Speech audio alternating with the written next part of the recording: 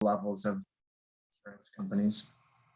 Um, uh, since the whole insurance industry is really based on the idea of charging appropriately for risk, and that's where actuaries come in. They use a lot of statistics to price contingent events. So I got started on the career path. Being an actuary, one of the big hurdles to joining the field is that you don't necessarily, you can't just come in and with your master's and be done taking tests. It's a career path where to get credentialed, you do need to continue taking exams.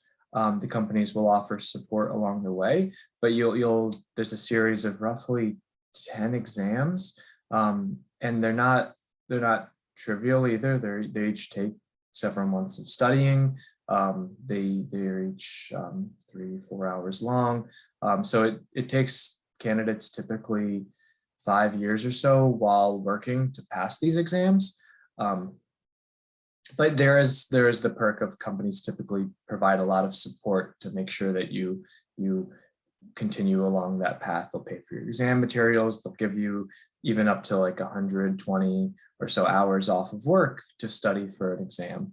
So for your first few years in the actuarial career path, you're often referred to as an actuarial student, even though you're a full-time employee, but you're called a student just because you'll still maybe leave early on a Friday and study for a few hours, that type of thing, because until you get your fellowship, you're still kind of working towards your credentials. So yeah, I know there's been people who've gone from the MFE program into this career path. I mentioned there's a lot of exams, but I think anyone who's in the MFE program will find that the first 3 exams or so, you can probably just knock out of the park with some of the stuff that you've learned in your coursework. I know that there was a course on random processes and applications that helped greatly with one of the exams. There's courses on stochastic calculus as part of the MFE, and I know that goes into, if anything, more detail than the 3rd exam. So I think it's a fairly good fit if that's an interest of yours, to use math and modeling to look at future events. So that's a high level overview. I'm happy to dive into more details, give an overview of more about my day-to-day. Yeah, I actually have a question. So you were talking about how actuarial science and the MFE courses are very much overlapping, and also a bunch of stuff that we learn would be on the exam already. But I guess my question is, to this, I guess like in general, very unfamiliar territory, how do you first approach companies or even just firms that you would like to take these tests and become one of the employees? Like, where did it all start? I guess that's my question. That's a good question. One of the issues with the actuarial career path is that it's kind of been called like a best kept secret. Like you kind of have to learn about it from somebody who's done it, and it doesn't have quite the widespread knowledge of as like accounting or finance or even data science now. To get into the path, the first step is typically to pass the first exam or two. You could typically get an internship with an insurance company, an actuarial internship, without having exams, but to get a full-time position, it would be very, like, especially a full-time position where they'll support your exam materials and progress along the path. You'll typically want to have 1 or 2 exams already passed. Okay. It kind of shows that you're capable of passing the exams, because that's one of the challenges, is that the pass rates for these exams are very low. For MFE graduates, it would be higher, but for like in the general pool, these tests, people study for six months and then the pass rates are like 50%. So it weeds out a lot of people the first few exams. So it shows that you can do the math if you can pass the first two. So candidates typically will have to pay for the exam fees and take the first two out of pocket. But then typically if you can show that you passed the first two, then you can get a position where the company will pay for the rest.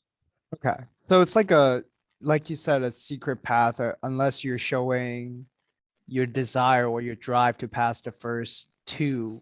Typically, that's how you get in as a full-time, right? Typically, yeah. Okay. The first two, like the first two exams, one of them is calculus-based probability. And so that one weeds out a lot of people who learn. A lot of people learn about the path for the first time from various rankings. It's been it's often been ranked in the top 1 or 2 best professions to join based on pay, job stability, growth outlook. So it always bounces somewhere in the top 10. So people often get excited about it. There's a lot of colleges have a undergraduate program in actuarial science, but it's not unheard of that people major in this and then never pass the first exam. So I've heard of people trying to pass it like 8 times. But personally, I don't think it's anywhere near as hard as like some of the courses at MFE. So I think any candidate who's coming from this program can probably, you'd probably have to like fill in a few gaps that the coursework didn't cover. But I think anyone in this program can do the math. Okay. Thank you so much. So, Jim, so I understand that, I mean, last year we had Randy that joined, actually, he went to Geico, but through the same profile. And he was saying that at that time, he was telling us that it's a very secure job. I mean, yes, there's lots of tests. Basically, that's what your life is about, taking I think it's like 7 or 8 tests that you need to take to get all the way up to actual actuary. Is that? That's right. They keep changing the number and reworking them and renaming them and trying to stay on top of like they've tried to incorporate data science, but it's always somewhere between 7 and 10 exams, and typically you take 2 a year. You'll study for 4 or 5 months, and then you'll take one. And I understand the pay is pretty good after a while. As you get up, the higher you get. Right. That's the hope, that the pay is competitive with other kind of high profile industries, law, banking. Yeah, because you become a professional, right? Because that exam that we're talking about is not an exam, dictated by John Hancock. It's kind of a it's Industry standard. So, yeah, Exactly. When you become a doctor or whatever, you just can't. Even though you go to UPenn, but you still need to take the board exam to be. So there is a certain structure and a certain security, I guess I would say. Definitely, there's the security in the sense that if you can, let's say you join a company and they let you, they help you along, they give you the exam materials, you pass a few more exams. There's after you pass the first 5 or so, you become an associate of the Society of Actuaries, but that's transferable across companies, and it doesn't have like in law, if you take the bar in one state, you can't necessarily transfer that. This is very transferable. In fact, as soon as you pass 3 or 4 exams, you'll start getting calls from headhunters all of the time, because there's always there's a great need for actuaries, but there's not a lot of people who can do the math. And part of the reason there's a need is that there's a lot of statements and sign-offs that need to be done by an actuary. There's a lot of statements on the adequacy of reserves, statements on the fact that the pricing is accurate and complies with various regulations. There's a lot of sign-offs that need to be done by an actuary within the insurance world. You have to basically put your reputation on the line and sign off on these statements. So companies definitely need actuaries. I see. I have a following questions to that. So like you said about how the pay and how many exams you pass are correlated, and also just the job security. So let's just say hypothetically I get 5-6 exams done. Does that mean that I can basically just jump from Geico to Allstate to any places? Like, how much does it really, like, how much weight does it actually carry in terms of how many exams you pass? And do they certainly still care about how sharp you are, or what kind of things will be asked in the interview? What kind of things are they really looking for besides the exam? And how important it is to have the exam and just basically jumping firms to firms if you would like to? It's definitely a balance. Like the actuarial field, you need to be strong quantitatively, and you certainly have to be able to pass the exams to get your fellowship. But at some point, the higher roles, the roles that you'd shape up to, by the time you finish your exams, would also want to make sure, of course, that you're producing on the job, that you're have the business skills, communication skills. It's definitely it's kind of like, especially as the further up you go, the more you have to be a business person who's really good at math more than a person who's really good at math who can do a little bit of business type skills. I think one thing that helps along that path is typically these big company roles that support you, like the student programs. Oftentimes they're rotational programs. So you'll have a two-year stint where you maybe pass 3 exams in that period, where you're working in maybe like the reserving area of the company, calculating what we need to put aside for future liabilities. And then you maybe will have another rotation where you go into the modeling area. Maybe you're trying to match the assets and the liabilities. And then you'll have another rotation where you work maybe in the pricing area. So typically it takes people about 5 years to pass the exams if you're successful in most attempts. And in those 5 years, you'll have seen different areas of the company. But you could, of course, jump ship halfway. I did that actually after passing 6 or 7 with my first company. I then was able to get a job with a different company, a role that I found more interesting, and I was able to finish up the last couple exams there.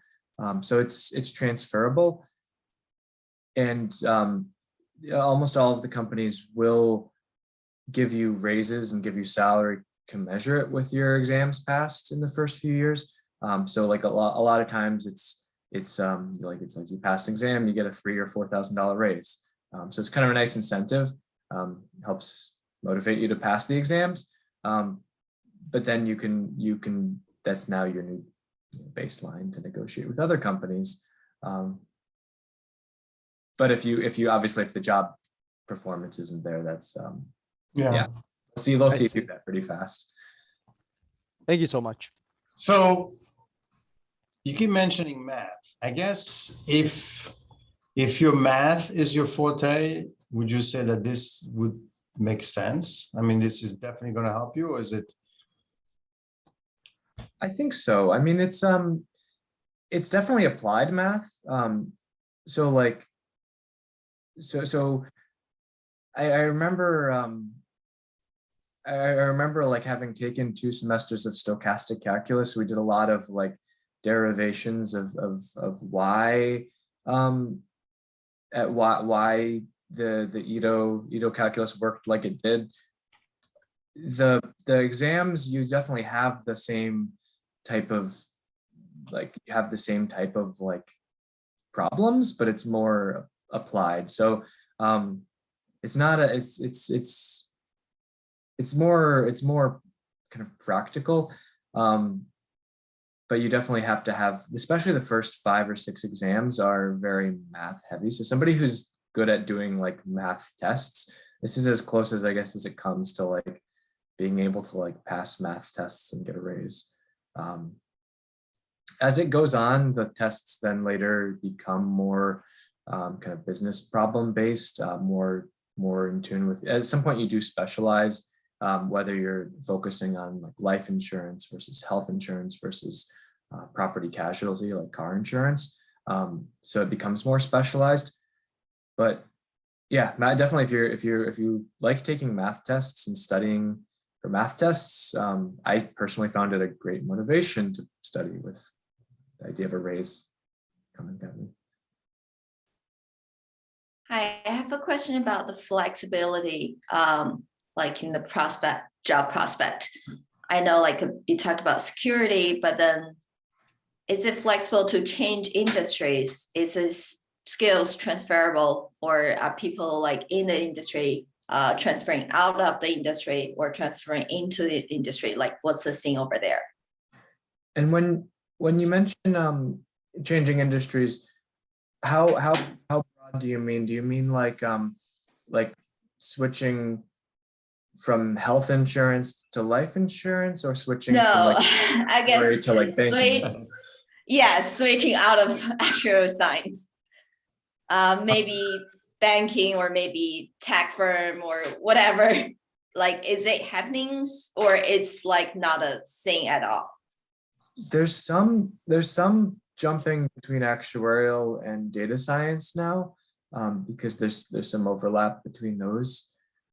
There always is some jumping between kind of the banking world and the insurance world, with because some of the investment concepts, some of like the enterprise risk management stuff is transferable to the banking world. But I don't want to oversell that. I would say most people who are actuaries do work at either consulting firms or insurance companies. If to really switch to like an investment banking role, you may find the actuarial skills useful like down the road, but you probably wouldn't be an actuary anymore. You call yourself a banker at that. It's not. Yeah, like you won't find a ton of actuaries working at like Barclays. You'll find some, but you won't find a ton. You'll find probably like 95% of actuaries at either insurance companies or consulting firms. oh, okay. What about the recognition over worldwide? Is it recognized worldwide, or do you have to take different exams for different countries? It is a different process in each country. I know like Europe has a different credentialing process. The US based designation, like the Society of Actuaries, is one of the most perhaps one of the most global of the designations. So I remember when I went to at the end, when you get your fellowship, you go to this big conference, and there was a lot of people who got their FSAs who actually work in Asian countries, like Southeast Asia. A lot of people get the US credential because it's the most like transferable in some ways. So if you, it varies a little bit. Like I work, actually my company is a Canadian company. So we work with a lot of like people who are fellows of the Canadian Institute of Actuaries, whereas I'm a fellow of the US organization. Most of the time, as long as you have that level of fellowship, it's pretty reciprocal. I think there's certain Canadian statements I wouldn't be able to sign. I think there's certain US statements that my colleagues wouldn't be able to sign, but like 95% of the work we can still do. I see. Interesting. Thank you. Hey, James, I showed you, if you look at the chat, I saw a range. Are these salary range correct based on your experience? I'm not sure It's in the chat. The chat. Um,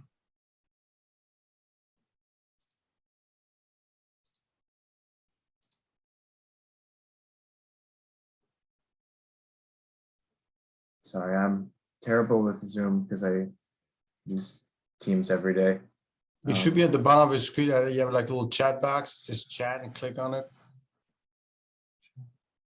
No? I see, I don't see a chat. I see live transcript. Oh.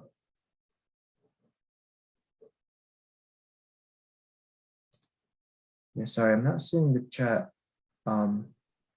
Yeah, basically Professor Zorro just wrote down that in 2020, the medium salary, it's somewhere around 111,000.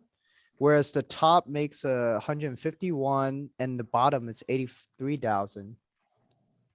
Just kind of want to verify if that's the correct range. I think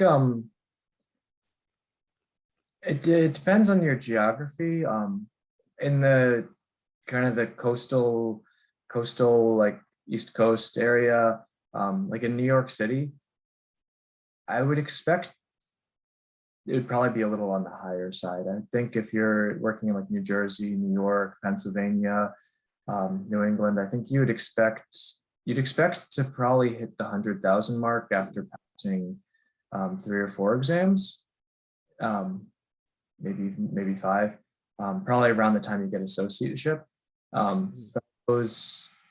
Fellows probably start in the mid 100s, but then experienced fellows can make, I mean, like if you reach the point where you're like an assistant vice president and you're managing 10 people, it's not unheard of to be making 300, 400.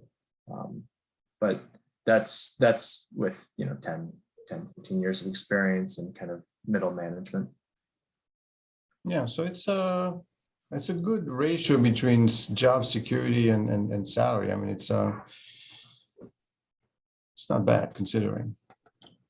Yeah, you and I see think that that's why it ranks pretty well. Is it has pretty good salary, but it I mean, you work hard, but it's like you generally still have your weekends, which is Yes, correct. my friends who've gone the consulting world, that's a rare luxury. Okay. And I guess the whole job security and also just how much actuaries are getting paid is still because of how prestige it is to get past certain numbers of exams, right? I mean, that's kind of what keeps a lot of people out and maintain the good quality of workers. Yeah. There's definitely the high barrier to entry of the having to pass all of the exams. But also it's very specialized skills. Like at some point, after 10 years, you're an expert in the nuances of all of the like the regulatory aspects, all of the modeling aspects and math aspects of kind of building a product. You become an expert in, or if you're in like pensions, you'll know all of the rules of pensions. So it's I mean, sometimes it's like you're working with like pensions, life insurance. Sometimes it's not the most. Sometimes it's dry stuff, but you are you're the subject matter expert. That senior management will typically be looking to the actuaries to help understand the risk profiles of the pension, the insurance businesses. You're kind of the engineer of these products. Great. So what I'll do, Jim, if students are interested, I'll let you know. Thanks for your time, as usual. I mean, it's always good to offer students other opportunities besides what people usually hear. But I had a student last year that picked it up, so there must be something. for MFE Yeah, students. I'm happy to help. I know, yeah, like I mentioned earlier, it's one of those fields you don't hear that much about. So I'm happy to share with you details. And if you have more questions, let me know.